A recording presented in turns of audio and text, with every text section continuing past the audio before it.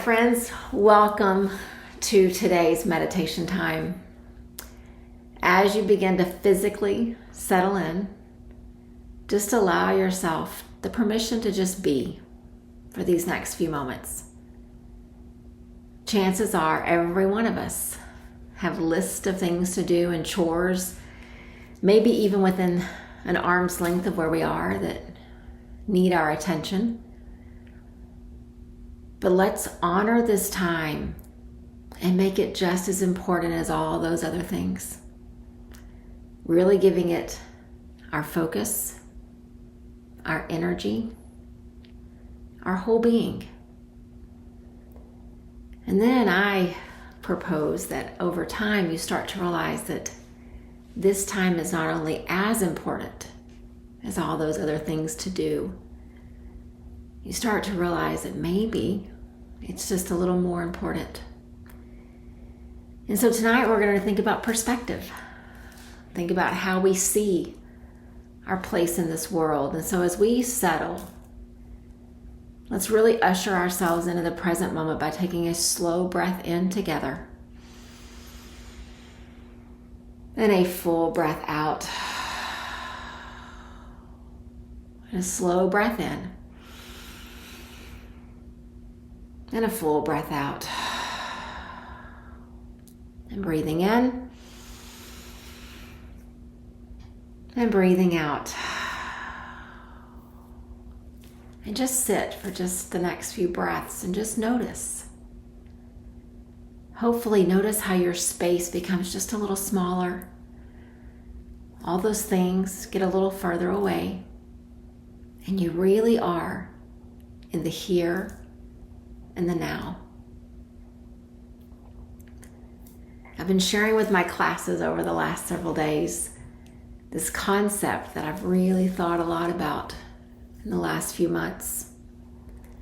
In yoga, we talk a lot about purpose, about our dharma, about our big purpose that we allow to guide our life, about these small purposes that are these daily and weekly and seasonal things that contribute to that bigger purpose. And for many people, I know that concept seems really big and really far away. And we think that we're supposed to have some kind of spiritual awakening or some understanding, some light that tells us what this purpose is.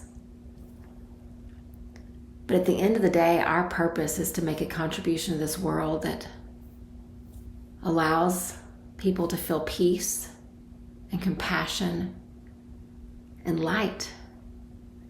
Now it's going to look different from each of us. But just imagine if all 8 billion of us were contributing to the peace and the ease and the compassion of the other 7.999 billion. Just imagine what a place to live that would be. And so all of that is rooted in purpose. And so I've really been studying a lot about the ways that purpose is represented in different places, and that it's not just this concept from this 5,000-year-old yoga practice that we learn so much from. It really is a concept that connects to every culture, no matter their geography, no matter their language. And the more I study, the more affirmed I am in this idea that purpose, it really is an important thing. There's a group in different spots in the world that represent these concentrated areas where there's more people living over the age of 100 than anywhere else on the planet. And so, of course, like all of us, this searching for the fountain of youth, we get curious and we think, okay, what's their secret? I've always sat with the old story of the 100-plus-year-old man, and he says his secret to long life is when it rains, he lets it.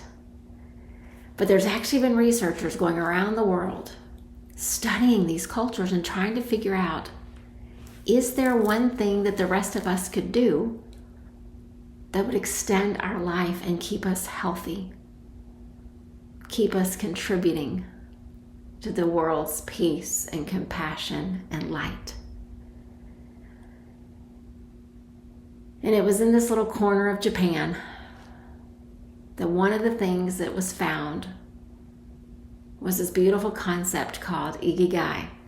And then as the researchers went to Italy, they found a similar concept with a different name, and they went to Costa Rica and found the same concept with another name. And what it means is, when I get up in the morning, I have a sense of purpose. It's not a sense of drudgery. It's not a sense of, I want to pull the covers over my head and avoid. I sit up, I take a breath, and I realize I'm supposed to be here. I have something to contribute. And the beautiful thing is, as they've looked at these cultures, what they've realized is that these centenarians didn't just start that in their old age and retirement. They started it many years before, so that as they became older, they were so tied and connected to this purpose that of course they're going to stay healthy. Of course they're going to sit up and embrace the day. Like Thich Nhat Hanh tells us, they wake up with 24 new hours before them and they smile. And so then I dug a little deeper. And in my readings, I found this question that I really sat with because I couldn't quite answer it. And the question was, when that alarm goes off or that sensation in your body comes that tells you it's time to get up, do you embrace the day fully, knowing you have something to contribute? Do you sit up with a sense of purpose as you start every day? Do you look forward to that moment when you can rise up and go and contribute? And I'd like to think that I have my sense of purpose. I know what I'm contributing, but those questions made me sit and think. And so I would pose them to us today. When that alarm goes off, or that little sensation, I know some of us wake up before the alarm, but when that sense comes to us that says it's time to rise, how do you feel?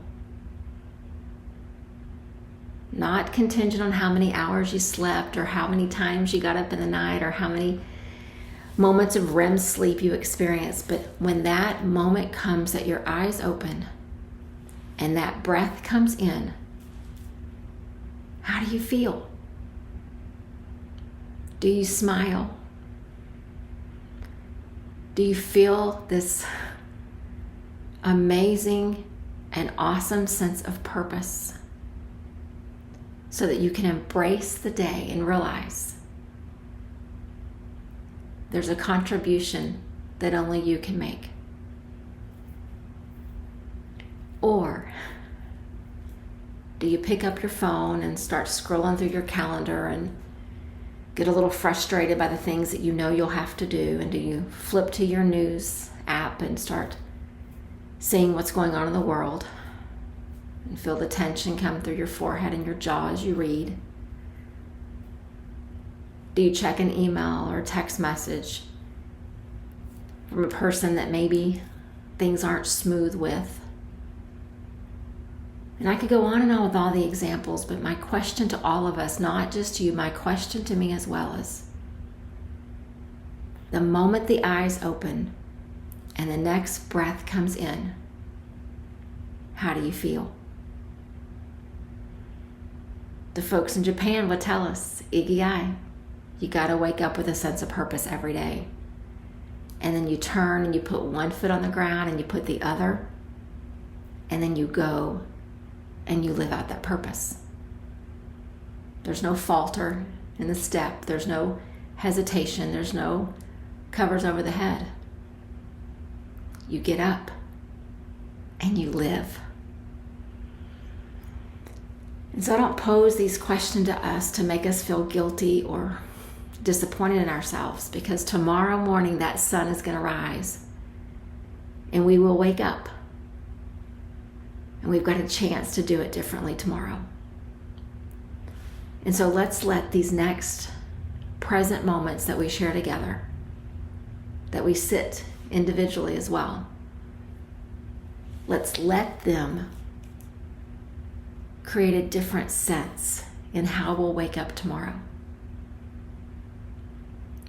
And so just keep that slow breath coming in and that big breath going out, knowing that there are things tomorrow that you must do. There are tasks to complete. There are responsibilities. There are lunches to be made, children to send to school, work expectations to meet, laundry to fold. But can you do the things that you must do and still live with a sense of purpose? The Japanese call it IKIGAI. The yogis call it your dharma. Whatever name resonates with you. Let's just sit with this idea of waking up. We will smile 24 hours before us. A chance to contribute to the peace and the ease and the compassion and the light of this world that needs it so very much. What's your purpose?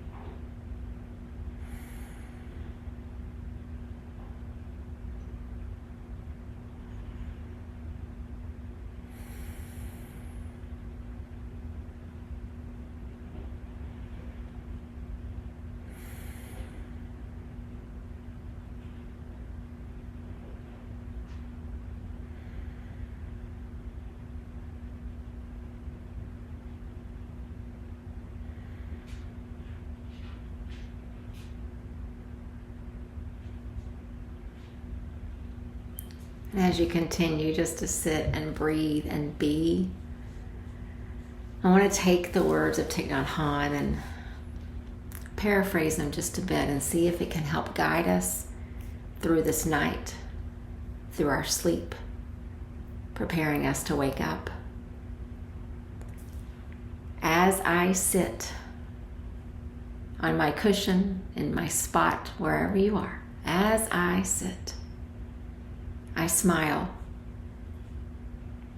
knowing that the hours that have passed are done. I have a chance with this moment to live differently, to see differently, to choose differently. And that makes me smile.